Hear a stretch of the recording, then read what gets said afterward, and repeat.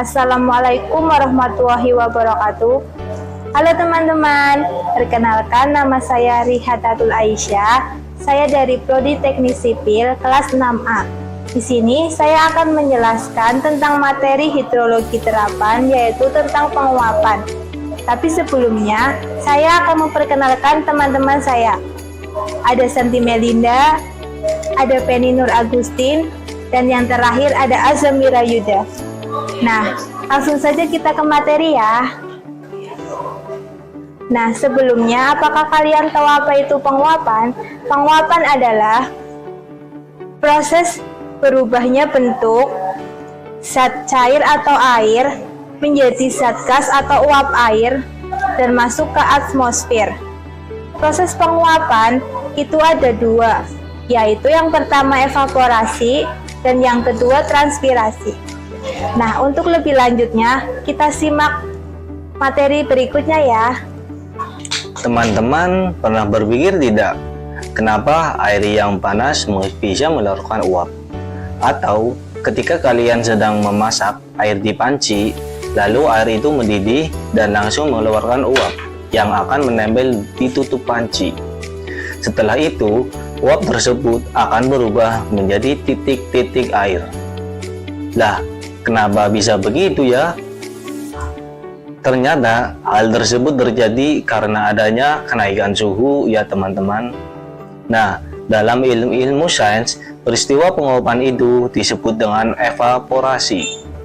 Salah satu contohnya ada dalam siklus hidrologi. Air yang ada di permukaan bumi, baik itu air sungai, rawa, danau, laut, dan lain-lain. Apabila terkena sinar matahari, maka akan menguap dan kemudian berkumpul di atmosfer bumi. Peristiwa ini disebut sebagai evaporasi. Kemudian, tumbuhan juga mengeluarkan uap air ke udara akibat panas matahari.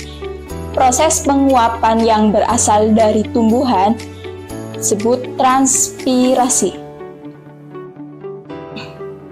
Uap air dari permukaan bumi akan naik ke udara dan membentuk awan. Kumpulan dari uap air tersebut akan mengalami pembumbungan dan membentuk titik-titik air. Proses tersebut disebut kondensasi.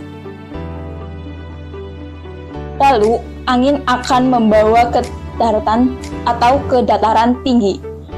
Kemudian, titik-titik air di awan, apabila sudah mencapai titik jenuh, maka titik-titik air tersebut akan jatuh ke permukaan bumi yang berbentuk hujan. Proses tersebut disebut presipitasi. Lalu, air tersebut akan mengalir ke dataran rendah dan menciptakan suatu siklus yang berlangsung secara terus-menerus yang disebut dengan siklus hidrologi.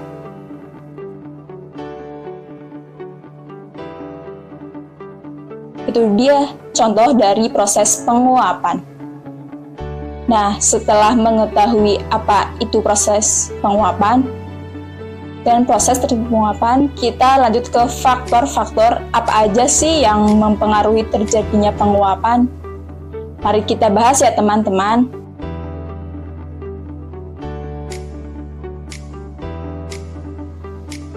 Adapun faktor-faktor yang mempengaruhi terjadinya penguapan diantaranya adalah sebagai berikut. Yang pertama, yaitu penyinaran matahari. Penyinaran matahari adalah sumber utama panas yang dapat mempengaruhi jumlah penguapan di permukaan bumi.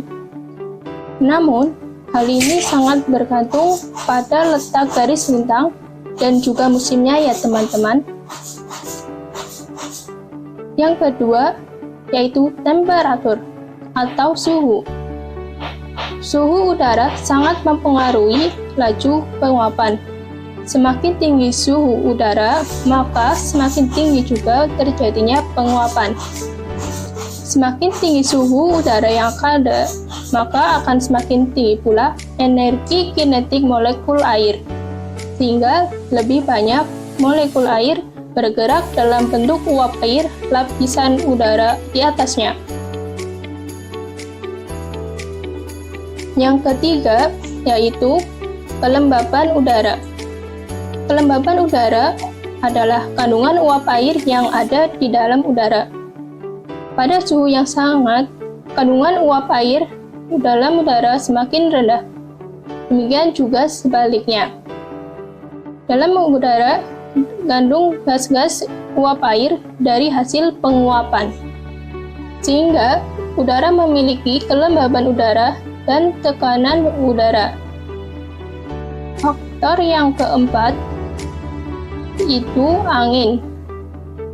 Angin adalah pergerakan udara dari daerah yang bertekanan tinggi ke daerah yang bertekanan rendah. Pembentukan arah angin terjadi perbedaan tekanan udara di dua tempat yang berbeda. Pergerakan angin disebabkan oleh beberapa hal. Salah satunya karena bumi berputar atau berotasi. Udara bergerak karena adanya perbedaan tekanan udara di sekitarnya.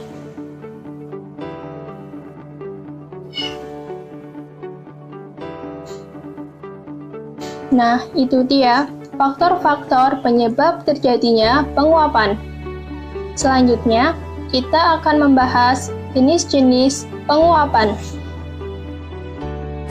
Jenis-jenis penguapan diantaranya yaitu yang pertama adalah evaporasi. Evaporasi adalah proses di mana air yang ada di laut, rawa, sungai, dan lainnya menguap karena adanya pemanasan dari sinar matahari. Dalam hal ini, air diubah menjadi uap air atau gas ya teman-teman. Nah, proses evaporasi ini terjadi setiap hari, baik itu dari air sungai, danau, laut, rawa, dan lain-lain.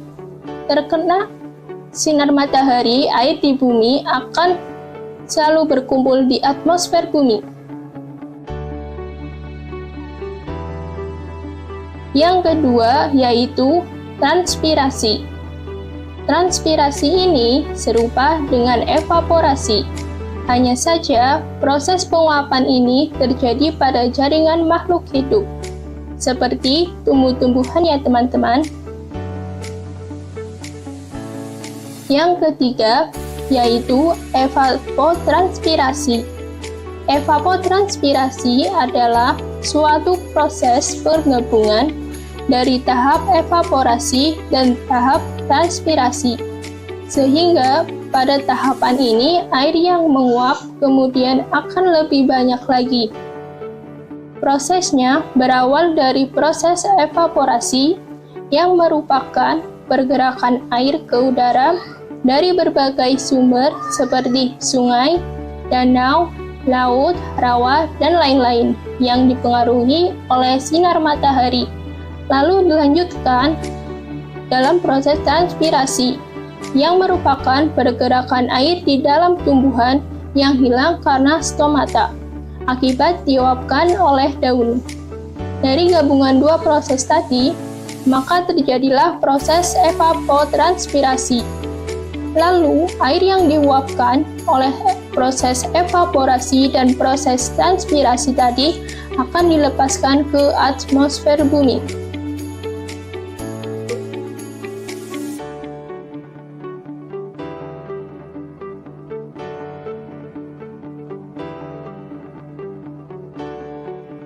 Yang terakhir, kita akan membahas alat-alat yang digunakan untuk mengukur penguapan. Yang pertama, yaitu atmometer.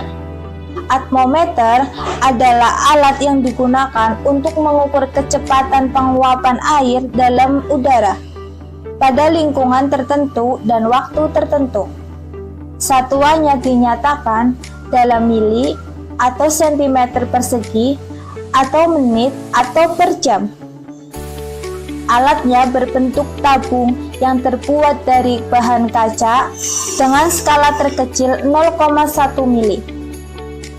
dan di atasnya terdapat pengait, sehingga alat dapat digantungkan.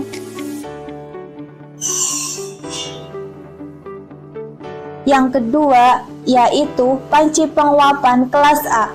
Panci penguapan kelas A berbentuk lingkaran yang berdiameter 120,7 cm dan kedalamannya 25 cm. Penggunaannya terbatas, hanya pada saat curah hujan harian tidak lebih dari 30 mm. Pada saat hujan lebat, pengukurannya tidak bisa dilakukan teman-teman karena airnya bisa meluap. Nah, sekian dulu ya penjelasan dari saya dan teman-teman saya. Semoga dapat dipahami ya. Kurang lebihnya mohon maaf. Wassalamualaikum warahmatullahi wabarakatuh. Dadah.